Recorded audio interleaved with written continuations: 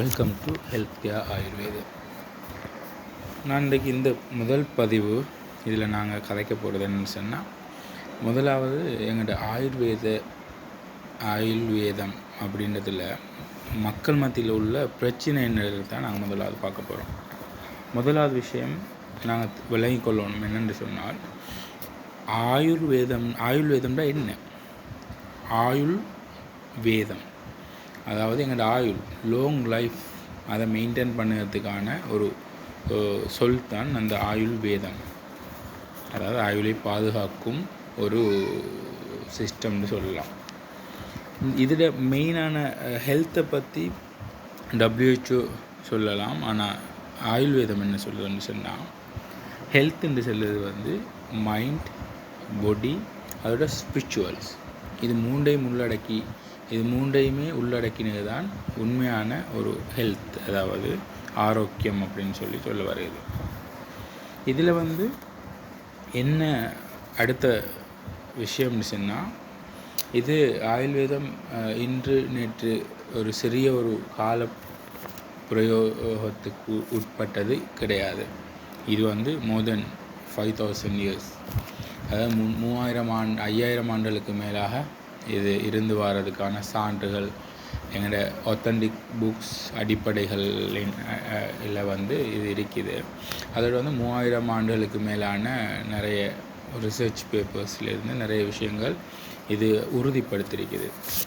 அப்போ இந்த ஆயுள் வேதம்னு சொன்னால் நாங்கள் சும்மா பேர் இல்லாது ஆயுள், எங்களோட உயிரை, லாங் லைஃப், எங்களோட நீண்ட கால ஆரோக்கியமான வாழ்க்கையை முன்னேற்றகரமாக கொண்டு செல்வதற்கான ஒரு வழிமுறையைத்தான் அந்த ஆயுர்வேதம் சொன்ன அந்த வசனம் கொண்டிருக்குது. முதலாவது அதை நாங்கள் தெரிஞ்சு கொள்ளணும். அடுத்த விஷயம் என்ன சொன்னால், இந்த ஆயுர்வேதத்தில் இன்னொரு முக்கியமான பிரச்சனைன்னு சொன்னால் மக்கள் மத்தியில் இருக்கிறது.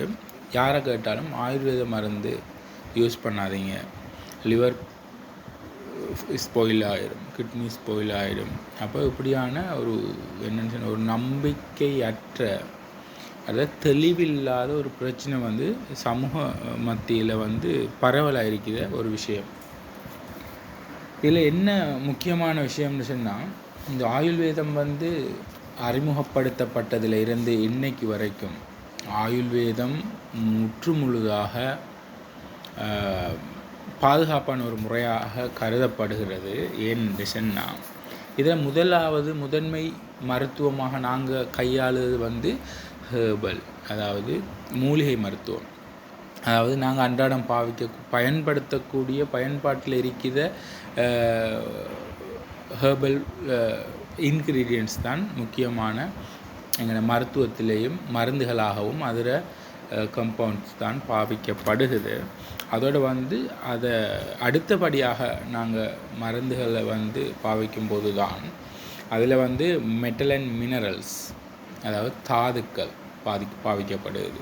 உப்புக்கள், தாதுக்கள், அப்படி அடுத்த கட்டத்துக்கு நாங்கள் பாவிக்கப்படுது. அதை நாங்கள் நோய் நிலைமை, அதாவது வீரியத்துக்கு ஏற்பதான் நாங்கள் அதில் பயன்படுத்துவோம். ஆனால் இதில் என்ன பிரச்சனைன்னு சொன்னால், ஏன் இந்த ஆயுர்வேதம் கிட்னி, லிவர் டேமேஜ் பண்ணுதுன்னு சொன்ன பரவலான கருத்து இருக்குதுன்னு சொன்னால், இதுக்கு உண்மையான சரியான விளக்கம் என்னன்னு சொன்னால் அறியாமைன்னு சொல்லலாம். என்ன சொன்னால், சரியான ப்ராப்பரான ஒரு ஆயுர்வேத சிகிச்சை எடுக்கப்படும் இடத்து அது கிட்னியையோ லிவரையோ எந்த விதத்திலையும் டேமேஜ் பண்ணாது. பொதுவாக kidney health and liver health சம்பந்தமான நிறைய மூலிகைகள், நிறைய மருத்துவங்கள் இந்த ஆயுர்வேதத்தில் தான் மெயினாக இருக்குது. அதே மாதிரி இதுக்கு முக்கியமான பிரச்சனை என்ன? முதலாவது நாங்கள் இந்த ஆயுர்வேத மருந்துகளை பிழையான முறையில் பயன்படுத்துவது முதலாவது விஷயம். அடுத்து தவறான மருந்துகள். இப்போ நிறைய நாங்கள் பரவலாக கேள்விப்படுவோம், சிலவங்க கலப்படம். அப்போ தவறான மருந்துகள், இல்லாட்டி தவறான மருந்துகளில் செயற்கையால் உருவாக்கப்பட்ட அந்த பியோ ஆயுர்வேத மருந்து இல்லாத விடயங்களை ஆயுர்வேதமாக நினைத்து நாங்கள் பயன்படுத்தும் போது இந்த பிரச்சனை வரையலாம். அடுத்து வந்து செல்ஃப் மெடிக்கேஷன். இது காமனாக வெஸ்ட் அலோபதி ஆகட்டும் ஆயுர்வேதமாக இருக்கிறது எல்லாரும் பயன்படுத்திய ஒரு தவறான முறை தான். அவங்களே அவங்களுக்குரிய மருந்துகளை அவங்களே தீர்மானித்து கொள்ளுது. நாங்கள் இந்தந்த மருந்து எடுத்தால் இந்த வியாதிக்கு ஓகே அப்படின்னு சொல்லி அந்த அவங்களாகவே ஒரு நோய் நிலைமைக்கு மருத்துவம் செய்து கொள்வது. இது வந்து தவறான விஷயம். என்னென்னு சொன்னால் அவங்களுக்கு அதுக்கான சரியான டோசேஜ் தெரியாது, சரியான கால அளவுகள் டியூரேஷன் தெரியாது, எவ்வளோ காலம் இந்த மருந்தை பாவிக்கணும், எந்த முறையில் பாவிக்கணும், எப்படி பாவிக்கணும், அதுக்கான சில பாவிக்கிறதுக்கு மருந்துகளோட சேர்ந்து எடுக்கக்கூடிய சில அத்தியாவசியமான விஷயங்கள், இப்படி நிறைய விஷயங்கள் இருக்குது. இதுகள் ஒன்றுமே தெரியாமல் அவங்க பயன்படுத்துறது மட்டும் இல்லாமல் அவங்களுக்கு தெரிஞ்சவங்க உறவினர்களுக்கும் அவங்க சஜஸ்ட் பண்ணுது, இதை எடுத்திங்கன்னா சரியாயிடும், இதை எடுத்திங்கன்னா சரி, சுகருக்கு இதை எடுத்தால் ஓகே, லிவர் பிரச்சனைக்கு இதை எடுத்தால் ஓகே, கிட்னி பிரச்சனைக்கு இதை எடுத்திங்கன்னு சொன்னால் ஓகே அப்படின்னு சொல்லி ஒவ்வொரு வகையான மருத்துவத்தை அவங்களே செல்ஃபாக வந்து அவங்க ஒரு ரியலைஸ் பண்ணிக்கொண்டு இது ஓகே இருக்கும்னு சொல்லி அதை மற்றவங்களுக்கு பரப்பு. இதுதான் ஆகவும் பெரிய ஒரு பிள்ளையாக இருக்குது. அப்போ எந்த மெடிக்கல் சிஸ்டமாக இருந்தாலும் சரியான முறையில் தெளிவில்லாமல் அந்த மருத்துவங்கள் மெடிசின்ஸ் பயன்படுத்தும் போது நார்மலாகவே கிட்னி அண்ட் லிவர் டேமேஜ் ஏற்படும். முக்கியமான காரணம் நாங்கள் உண்ணும் உணவாக இருந்தாலும், அதாவது மருத்துவ முறைகளாக மருத்துவமாக அதில் மருந்துகளாக இருந்தாலும் எங்களோட லிவர் கட்டாயம் அதில் முக்கிய பங்கு வகிக்குது. ஏன்னா எங்களோட ஈரலின் லிவரினூடாகத்தான் அதுக்கான பரிபாலனம் வந்து மேற்கொள்ளப்படுவதால் நாங்கள் அளவுக்கு அதிகமான டோஸுகளில் அடுத்து பாய்சனிங் பிளான்ட்டுகள், சரியான சுத்தி செய்யப்படாத பிழையான மருத்துவ முறைகளை நாங்கள் மேற்கொண்டால், அல்லது வந்து இந்த மெட்டல் மினரல்ஸ் அண்டு அடுத்த வெஸ்டர்ன் அல்லது கெமிக்கல்ஸ்கள் மூலமாக இருக்கிறதால அதுகளையும் அந்த தகுந்த கால எல்லையும் தாண்டி நாங்கள் பயன்படுத்தும் போது ஈரல் அந்த மருத்துவம் முறைகளினால் பாதிக்கப்படலாம். இது வந்து சரியான ஆயுர்வேத மருத்துவமாக கூற முடியாத சிச்சுவேஷன். ஏன்னா அந்த சரியான முறையில் அவங்க பயன்படுத்தாமல் அவங்க விட்ட பிழையின் காரணமாக தான் இந்த பிரச்சனை வருகின்றது. இது முக்கியமான உண்மைத்தன்மை. அப்போ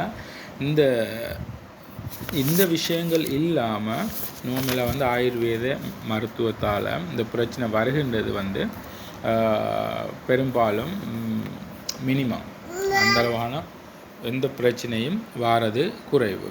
அதே மாதிரி ஆயுர்வேதம் என்ன சொல்லுதுன்னு சொன்னால், இப்போ நாங்கள் ஒரு மருத்துவத்தை முன்னெடுக்கும் போது அதில் வந்து முதலாவதாக நாங்கள் அந்த நோயாளியினுடைய நிலையை சரியான முறையில் ஐடென்டிஃபை பண்ணணும். அவங்களோட டைஜஸ்டிவ் சிஸ்டம், அதாவது ஆயுர்வேத அடிப்படையில் அவங்களோட அக்னி சரியாக இருக்குதான்னு சொல்லி, அவங்களோட அக்னி டைஜஸ்டிவ் சிஸ்டம் சரியாக இல்லைண்டா நாங்கள் எந்த விதமான ட்ரீட்மெண்ட் செய்தாலும் அதில் பலன் சரியான முறையில் கிடைக்காது. என்ன சொன்னால் எங்களுக்கு ஒழுங்கான முறையில் அந்த மருத்துவம் வந்து எங்களோட பாடியில் ஒர்க் பண்ணணும்னு சொன்னால் அது சரியான முறையில் உடலுக்குள்ளே வந்து சமன்பாடு அடைஞ்சு அது சரியான முறையில் உடலுக்கு தேவையான மாதிரி அது பரவலாக சென்று அடையணும். அப்போ அந்த அவங்களோட டைஜஸ்டிவ் சிஸ்டம், அதாவது ஆயுர்வேதனுடைய அக்னி வந்து மந்தமாக சரியாக இல்லைன்னு சொன்னால் இது வந்து கிளியரான ப்ராப்பர் ட்ரீட்மெண்ட்டாக இருக்காது. அதே மாதிரி முக்கியமாக நாங்கள் பயன்படுத்தும் போது முதலாவது மூலிகை மருத்துவம் சார்ந்த மருத்துவங்களை பயன்படுத்துவதோடு உணவு முறைகள், அடுத்து அவங்களோட வாழ்க்கை ரூட்டின் லைஃப் ஸ்டைலை வந்து நாங்கள் சரியான முறையில் வந்து அதை முதல் சீர்திருத்தணும், சரிப்படுத்தணும். அப்போ சரியான corrections food pattern and life ஸ்டைலில் கொண்டு வந்தால்தான் எங்களோட மருத்துவ முறைகளையும் சரியான முறையில் கொண்டு செல்லலாம். இது ஆயுர்வேதம் மட்டுமாக இருக்க முடியாது. எந்த மருத்துவமாக இருந்தாலும் அவங்களோட ஒவ்வொரு நோயாளியினுடைய அவங்களோட life style and food pattern சரியான முறையில் இருந்தால் தான் நாங்கள் இதை வந்து சரியான முறையில் அந்த நோயை வந்து நோய்க்கான நிவாரணத்தை கொடுக்கக்கூடிய முயற்சியில் நாங்கள் வெற்றி காண முடியும். அடுத்தது வந்து நார்மலாக வந்து இப்போ ஆயுர்வேதம் சில முன்னடவடிக்கைகள் சொல்லியிருக்குது. அதாவது இப்போ கிட்னிக்கு நன்மை பயக்கக்கூடிய ஹெல்த்தியாக மெயின்டைன் பண்ணக்கூடிய சில மூலிகை, அதே மாதிரி ஒவ்வொரு ஆர்கன்ஸுக்கும் எங்களோட ஒவ்வொரு உடல் உறுப்புறா இப்போ ஹார்ட் எடுத்தோம்னு சொன்னால் ஹார்ட்டுக்குரிய நன்மை பயக்கும் மூலிகை வகைகள், லிவருக்குரிய நன்மை பயக்கும் மூலிகை வகைகள் அப்படின்னு சொல்லி சில இதுகள் வந்து அன்றாடம் உணவுகள் முறையாக எடுத்துக்கொள்ளுங்கன்னு சொல்லி ப்ரொடெக்ஷன் மெத்தட், ப்ரிவென்ஷன் மெத்தட் நிறைய ஆயுர்வேதம் சொல்லித்தான் இருக்குது. அதே மாதிரி அந்த நோயாளியுடைய பிரகிருதி விக்கிருதின்னு சொல்லி ஒன்று இருக்குது. இது ஆயுர்வேத பேசிக். அதாவது ஒரு நோயாளியில் இருக்கிற நிலை, அவங்களோட இருக்கிற நிலையில் அவங்களோட உடல்நிலை எப்படி இருக்குது, அந்த உடல்நிலைக்கு ஏதுவான மருத்துவ முறைகளை நாங்கள் தேர்ந்தெடுப்பதற்கு இந்த அவங்களோட உடல்நிலை வந்து செல்வாக்கு செலுத்துது. இதையும் வந்து நாங்கள் பார்க்கறதுக்கு தெளிவாக விளங்கிக் கொள்ள வேண்டும். அதே மாதிரி கடைசியாக இவ்வளவு தான் நீங்கள் மக்கள் மத்தியில் இருக்கிற தவறான புரிதல். இந்த புரிதலை வந்து நீங்கள் சரியாக விளங்கி கொண்டு ஆயுர்வேதம் அல்லது அலோபதி எந்த சிஸ்டத்துலேயும் பிழை சொல்வதுக்கு இல்லை. ஒவ்வொரு மருத்துவம் ஒவ்வொரு முறையில் நோய்களை குணப்படுத்தியோ நோய்களை வந்து பரிபாலனம் செய்தோ ஒரு நோயாளிக்கு சரியான சுகபோகமான வாழ்க்கையை கொடுக்கறதுக்கான முயற்சிகள் தான் எல்லாமே. அதே மாதிரி ஆயுர்வேதம் இப்போ ஒவ்வொரு வகையான உடல்வாக உடையவங்களுக்கு ஒவ்வொரு வகையான உணவு முறைகள், மருத்துவ முறைகள் சொல்லப்பட்டிருக்குது. அதே மாதிரி ஆயுர்வேதத்தின் அடிப்படையிலான வாதம், பித்தம், கஃபம் எனப்படும் 3 வகையான தாதுக்கள். இந்த தாதுக்களை வந்து நாங்கள் சரியான முறையில் மேனேஜ் பண்ணுறதுக்கு, மெயின்டைன் பண்ணுறதுக்காக சில விஷயங்களையும் ஆயுர்வேத சொல்லுறதுக்கு தவறு இல்லை. அதே மாதிரி இதை கடைசியாக முடிக்கிறதுக்கு முன்னால் உணவே மருந்து, மருந்தே உணவு என்ற ஆயுர்வேத கோட்பாடு மட்டும் இல்லாமல் ஒவ்வொரு மதமும் ஒரு மனிதன் அருந்த வேண்டிய உணவு எப்படி இருக்க வேண்டும், எந்த அளவில் இருக்க வேண்டும் என்பதையும் ஆணித்தனமாக சரியான முறையில் சொல்லித்தான் இருக்குது. இவை அனைத்தையும் வந்து சரியான முறையில் நாங்கள் ஃபாலோ பண்ணுவதன் மூலம் நாங்கள் சரியான ஆயுர்வேதம் என்ன என்பதையும் எங்களோட உடலை எவ்வாறு நாங்கள் நோயற்ற வாழ்வுடன் பாதுகாக்க முடியும் என்பதையும் தெளிவாக விளங்கி கொள்ள முடியும். இது தொடர்பான தகவல்களை தொடர்ந்தும் பெற எங்களுடன் தொடர்ந்து இணைந்திருங்கள். நன்றி.